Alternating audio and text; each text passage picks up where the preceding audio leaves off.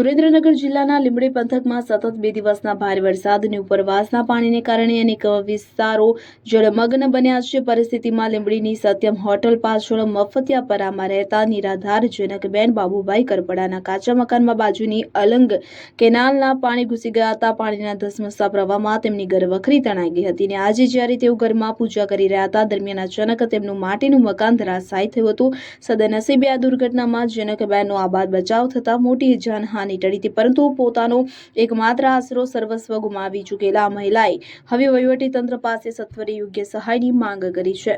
કલ્પેશ વાઢેર, લીંબડી। કેટલા સમયથી તમે અહીંયા રહો છો? અહીંયા તો 40-45 વર્ષથી રહું છું। અને જે પાછળ જે નાળું આવેલું છે અલંગનું એ તો કાયમથી છે જ જાવક। આ પહેલી જ વાર આટલું પાણી આવ્યું કે પછી? પહેલી વાર નહીં, આ બીજી વાર આવ્યું।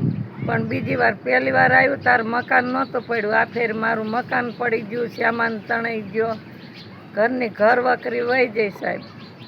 હવે જુઓ દેશ દુનિયાની તમામ ખબરો તમારી આંગળીના ટેરવે। ઉઠાવો મોબાઈલ અને ગૂગલ પ્લે સ્ટોર પરથી ડાઉનલોડ કરો અમારી CN24 ન્યૂઝ મોબાઈલ એપ।